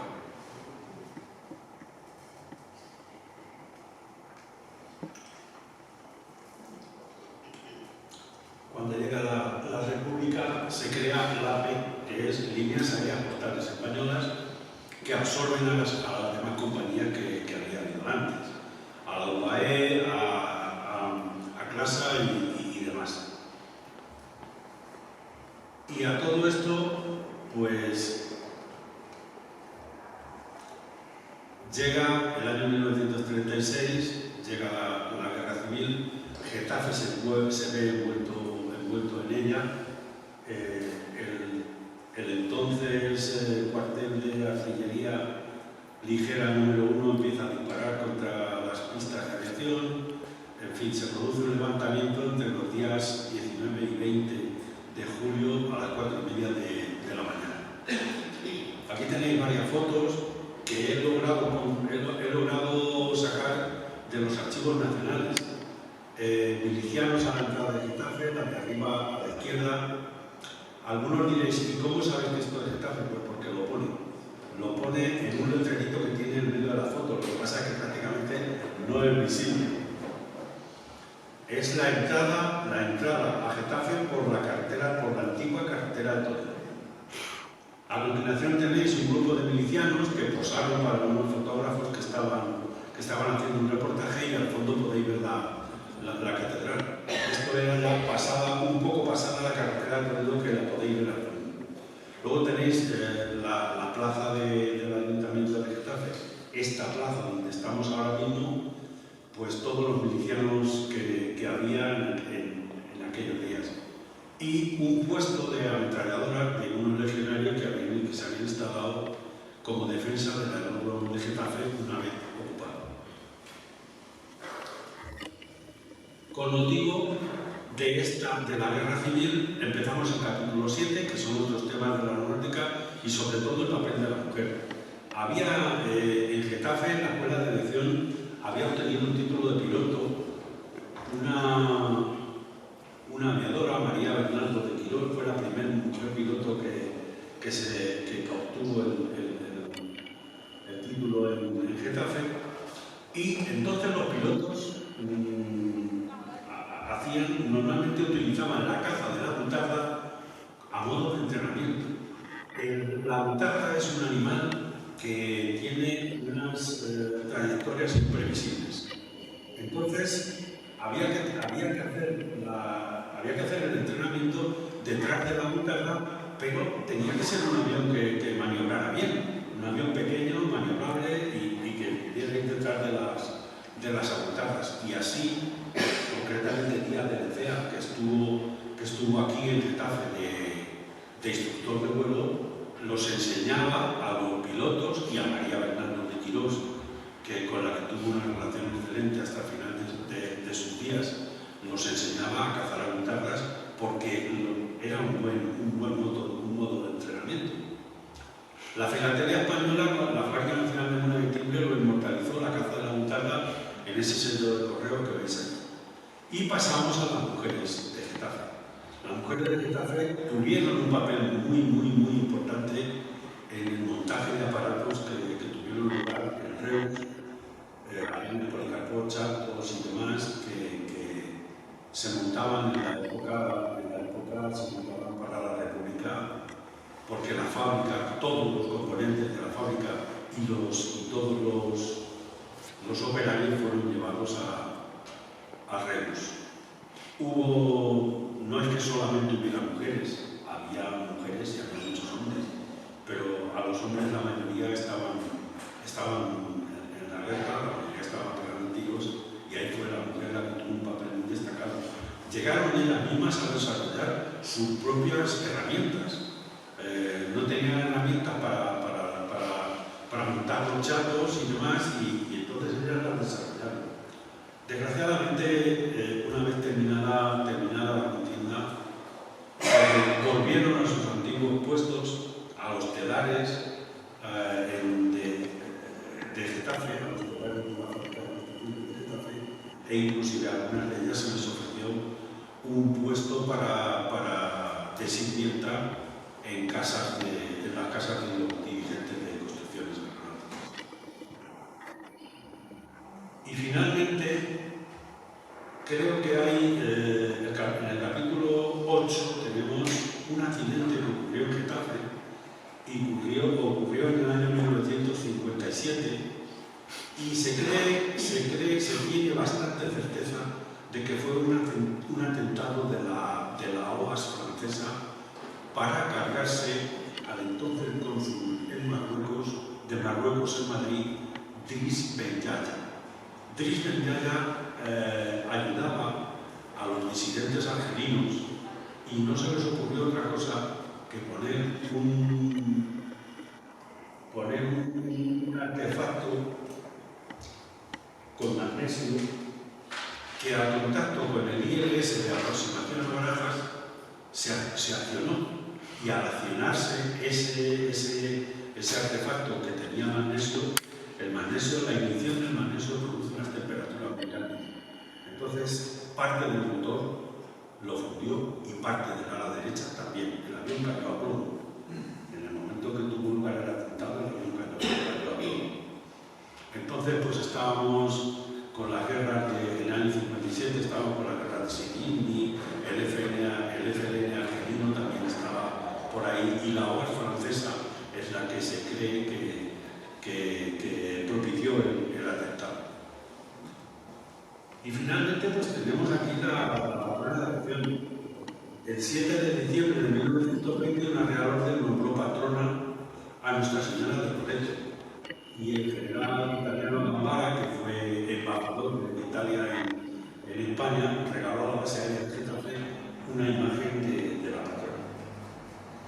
Y he querido reflejar aquí cómo se creó el patronazgo de la aviación española en Nuestra Señora de Loreto, porque estoy seguro de que muchos de estos intrépidos pilotos, tanto civiles como militares, que intervinieron en muchas hazañas aéreas, acabarían encomendándose a su patrona, y todos estos que fueron autores de increíbles hazañas aéreas y que tan necesarias fueron para el desarrollo aeronáutico que hoy día disfrutamos. Fueron pioneros de muchísimas cosas que hoy disfrutamos nosotros. Y llegamos al final. Solamente quiero deciros que todo esto que os he expuesto esta tarde está en los 16 paneles que podéis ver en la parte de arriba de la exposición. Y finalmente quiero anunciaros una cosa.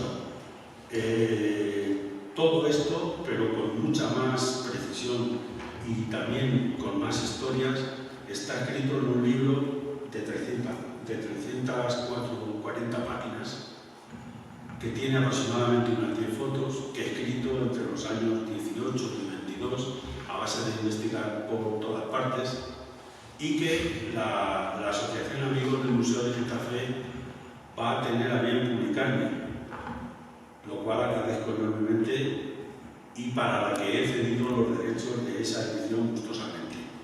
En breve, no sabemos si 15, 20 días o un mes, haremos su presentación en Getafe. Y gracias a todos. Eso es todo.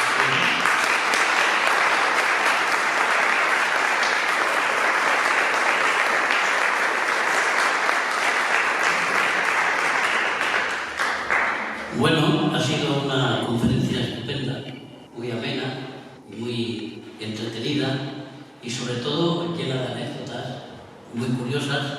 Yo me quedo con la maravillosa, diríamos, primicia, que es la de Tosferinero.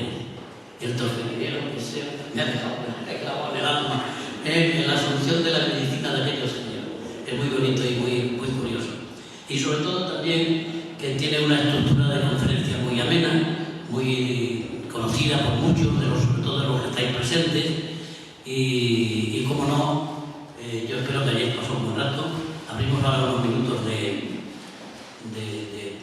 para preguntas que queráis hacer. Y sobre todo agradecer la presencia de todos ustedes, principalmente la del coronel de la base aérea de Getafe y a la 35, don Carlos Sánchez Vaz, que nos acompaña, aparte de otras muchas eminencias que tenemos aquí de Casa Icus, antiguos alumnos de la escuela y los representantes del museo, de la Asociación de Amigos del Museo de Getafe.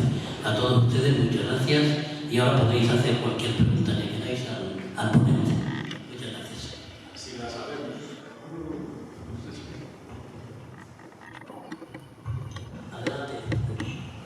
Sí, bueno, tengo que darte las gracias y pedirte si nos puedes precisar la ubicación de varias de las empresas que has dicho. La ubicación de Electromecánicas, la ubicación de Amalio Díaz, la ubicación de Sanki e incluso que nos hicieses una mención a algo que tú conoces muy bien, que tenemos aquí en la sala dos hélices, una de ellas fabricada por Amalio Díaz y la otra que también tiene un valor histórico que te voy a pedir que la expliques tú mismo mejor que yo. Gracias. Sí, estas empresas, concretamente la de Amalio Díaz, que fue la primera, estuvo situada en la calle Juan Tolo. La calle Juan Tolo, que hoy es nombrada Ramón y Cajal. Tenía ahí una nave bastante grande que luego después vendió y se trasladó a lo que después fue Electroplas, en la calle Palacios y Ejido, por ahí aproximadamente. Luego después está Sanki. Sanki compró unos terrenos justo enfrente de construcciones aeronáuticas donde están los cuarteles de la CAR, pero hacia la parte de abajo de la estación de ferrocarril. Ahí estaba situada Sanki. Y luego Electromecánica de Getafe pues estaba en el complejo industrial que os he comentado antes, y ese estaba por aquí detrás del ayuntamiento, en unos es que ahora mismo hay 4 manzanas ahí de edificios nada más. Sí, la calle Papel Blanco y por ahí en toda esa zona. Respecto a las hélices de Amalio Díaz, yo os puedo decir algo muy curioso, y es que una de las primeras hélices que hizo Amalio Díaz la hizo del mostrador de una taberna que se desalojó en Carabanchel. Se quedó con el mostrador y le pareció la madera excelente y la utilizó para hacer una hélice. El avión al que se le puso esa hélice estuvo funcionando durante bastante tiempo hasta que tuvo un accidente, y el accidente no fue por la hélice. Amalio Díaz se la quitó y se la llevó. Nadie sabemos qué pasaría luego después con esa hélice. José María, las primeras diapositivas que has presentado, una de ellas era el plano de dónde está la pista de aterrizaje de los aviones. Yo siempre escuché a mi abuelo, de 1911 precisamente, que ahí los agricultores de Getafe iban con sus mulas, que ahí había lo que se llamaban las minas de Santa Quiteria, que eran unas minas de yeso, de piedra de yeso. Y creo recordar que ahí, bueno, las ponían en la trailla, las mulas, que a la de mi abuelo creo que le dio la espalda de atrás y la fastidió. Y entonces, bueno, pues me ha gustado esta diapositiva y espero que en el libro ese pues expliques un poco cómo nació la pista de aterrizaje, que creo que fue por los militares. Sí, está bastante detallado, pero bueno, me imagino que ya lo veréis. De todas maneras, no me extraña lo que me cuentas, porque Getafe siempre ha sido una zona yesera muy importante. Getafe, os puedo contar una pequeña anécdota.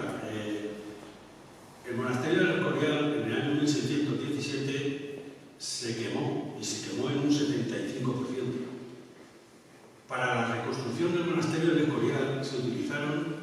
9.000 toneladas de yeso de Getafe y Valdemoro. Se llevaban en carros, de tal manera que los carros iban tirados por bueyes, por mulas y demás.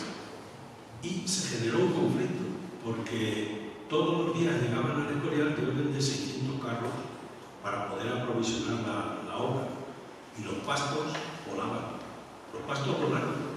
Llegó un momento en que los pueblos por donde pasaban todas esas carretas con todos esos animales se quedaron sin pastos porque se los comían los animales que transportaban la piedra de yeso. Y hubo que recurrir a la reina, tuvieron que recurrir a la reina, a los carreteros, para que solucionaran el tema. Y la solución fue que los animales los ponían los de los pueblos de alrededor del Escorial. Pero Getafe siempre ha tenido, siempre, las lagunas de Horna, son unas minas de yeso que están llenas de agua. Yo quiero recordar que esas minas de yeso, había un pequeño llevaban yeso con vagonetas desde aproximadamente de la altura de construcciones hacia arriba. En la fábrica donde se preparaba ese yeso, se cocía en los hornos, es el edificio que hace esquina con la calle de Arboleda y la calle San Isidro, que está detrás. El edificio que tiene el mural, pintado un mural muy grande, era una casa, sí, eso es. Pues yo recuerdo eso, haberlo visto en aquellos años, y por lo menos el edificio y los yesos y todo eso, ¿verdad? Entonces, y bueno, yo, que no soy no llevo tantos años como tú, que ya naciste, por eso. Pero recuerdo que eso era así, se veía. Y ahí en el planito se puede ver también lo que habéis preguntado de dónde estaba. Yo no tengo el puntero, no sé señalar, pero ahí frente a las construcciones estaba el Sanqui, la fábrica, justo al otro lado, donde estaba el bar ese que hay, La Flor, que allí, vamos, allí al lado de la estación. El Sanqui estaba aproximadamente en Intendencia y el 71 de Andiel. Eso es. Sí, en esa zona, digo de ahí para arriba un poquito. Sí, ahí vamos a comer y a tomar caña de todo, chaval. Perdón. Sí, ya que estamos hablando de eso muy brevemente, y si os parece volvemos otra vez al tema aeronáutico. Hay un grabado precioso de un grabador getafense también, que es el Urrabieta de apellido, que precisamente refleja una fábrica de yesos en Getafe. Un documento precioso que además también se puede ver y bajar del Museo Virtual de Getafe.